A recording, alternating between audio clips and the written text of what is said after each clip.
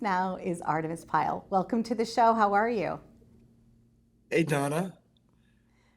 So, this big, beautiful, amazing world that we are so lucky to live in, the entertainment world, sometimes has these fun little moments of serendipity.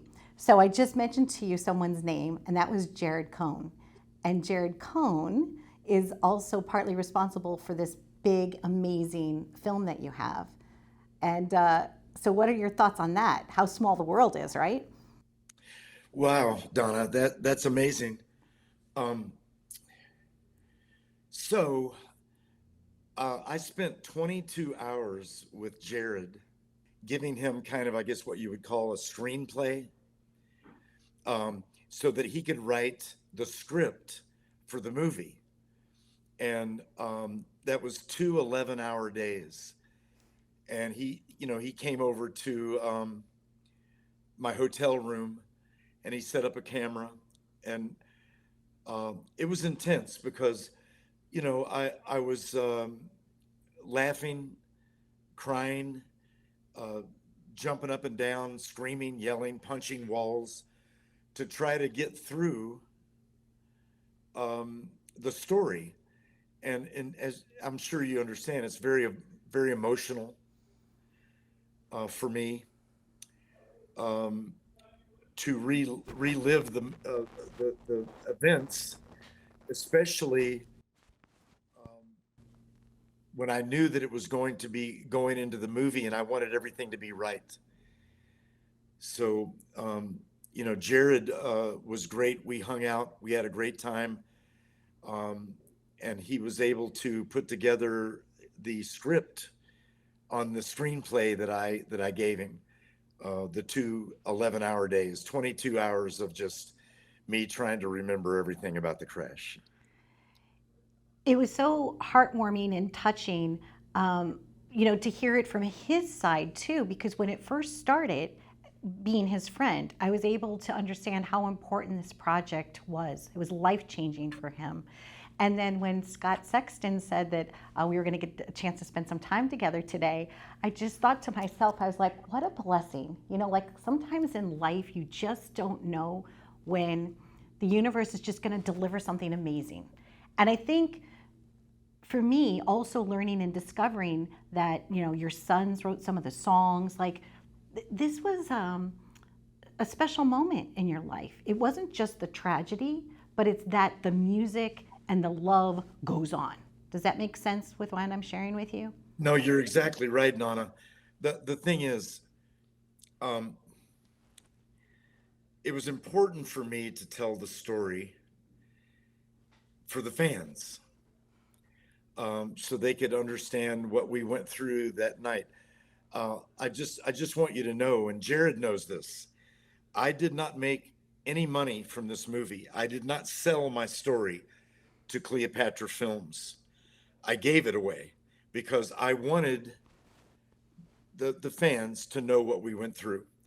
It was important for me to get Ed King involved on the soundtrack because Ed wasn't on board the plane, and yet Ed had a tremendous uh, impact on the band Lynyrd Skynyrd.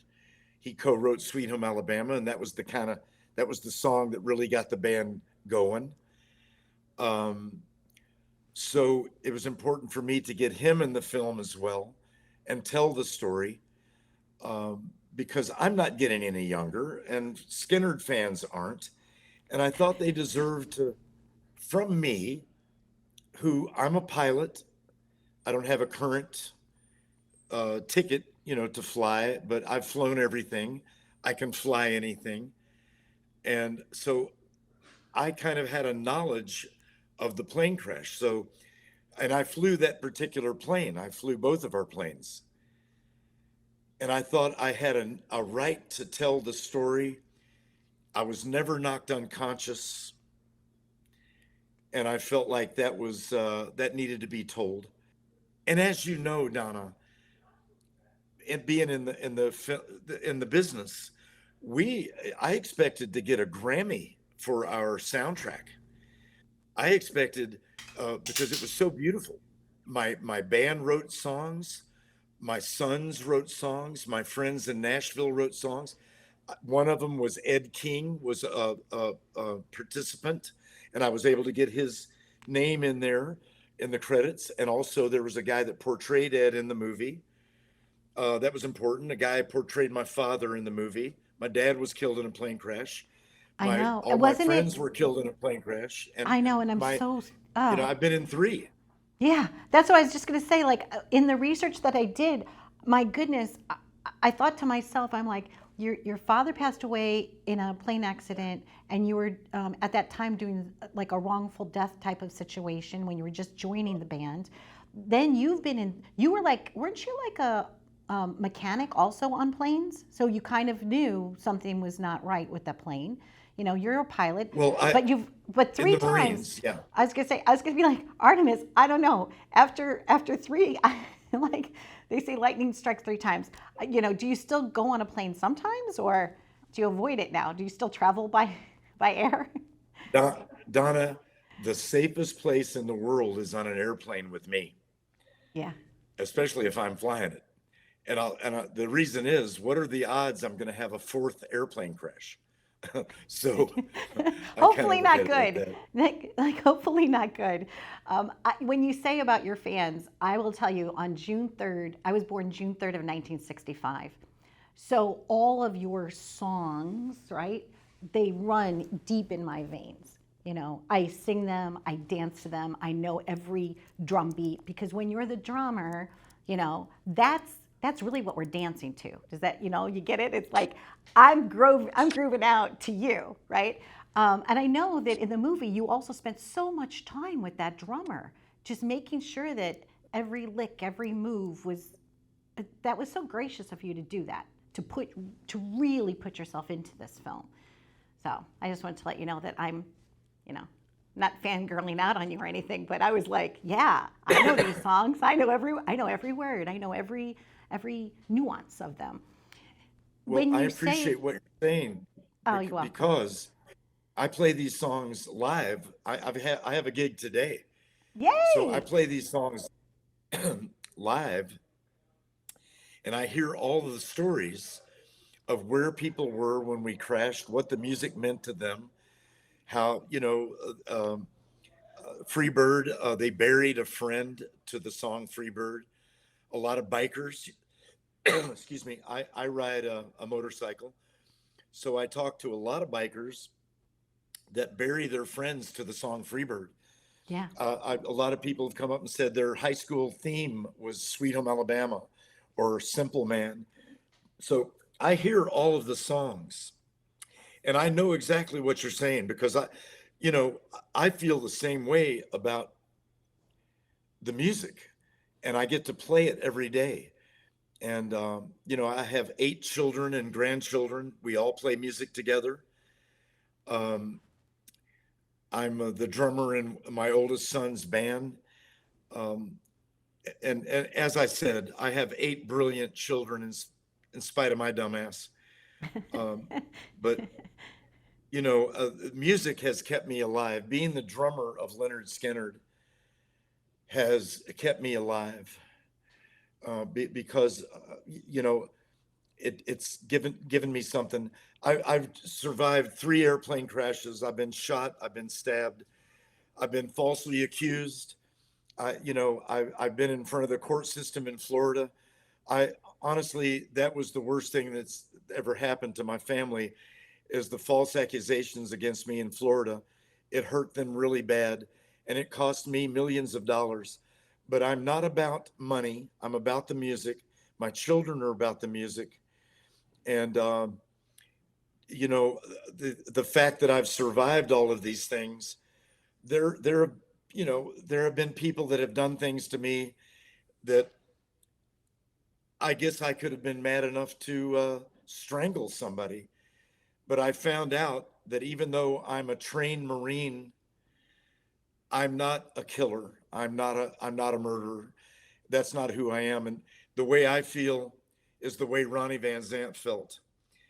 That if forgiveness first, you got to be able to forgive. Um, but if you're a good person, I don't care what your gender, what your background, what you know, your race, creed, or color. If you're a good person, then you're a good person, and that's the way Ronnie felt. You can hear it in his songs, and that's the way I feel. I I thank you for this time that we spent together. And I always have this saying, we can always make more money, but we can't make more time. And I thank you for the time that you gave me today so that I could, shine a light on you, celebrate you, share you with my audience. I'm very thankful for that. And I also wanted to just say to you that wherever the journey takes you, and especially if you're on your bike, it's always about riding to live and living to ride. um, and I did read about how maybe your marine training or whatever, when you had to get through the swamp. you know our darkest days don't define us, but what we do with them. And certainly I know you're going to kick butt in your show today. I'll just say kick A. um, but you're amazing. Woohoo! You got those big guns. Is there anything else Well, that you no, would like to we share with will, us? and I mean, just um, I guess Friday night we played in San Antonio, Texas, and we were able to use the power of Ronnie Van Zant's prolific music and ability to raise money for a young veteran who his car broke down, and he had a family, a young family, and his wife, and their car blew up. And we played this show. It's called Wishes for Our Heroes, and it was in San Antonio, Texas.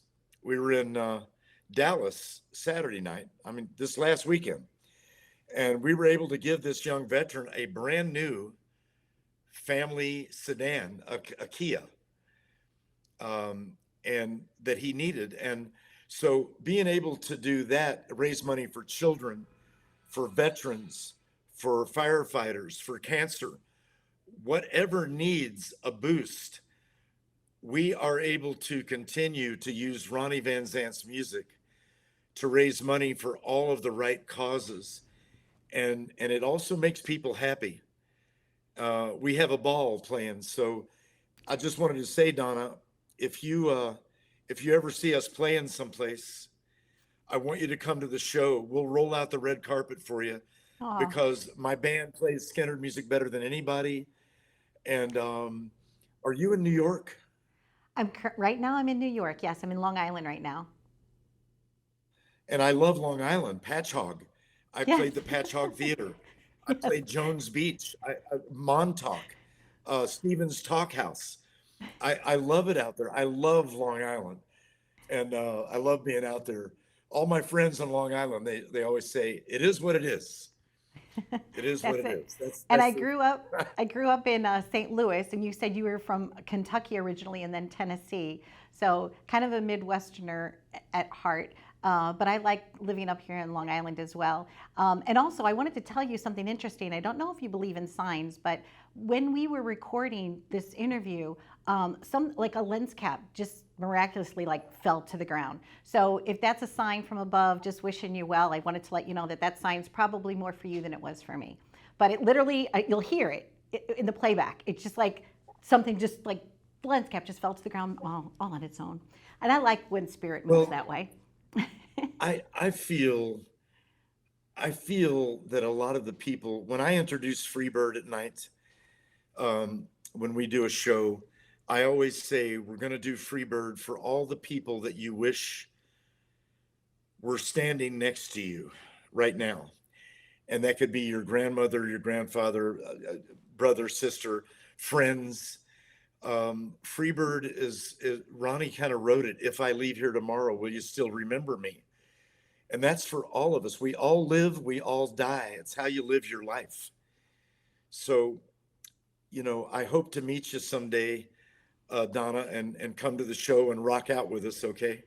100%. We'll make sure that Scott introduces us and makes that happen. So happy journeys to you, and it was really nice to meet you. I'm a little teary, but happy tears. God bless you, and happy journeys to you. Be well. Bye bye.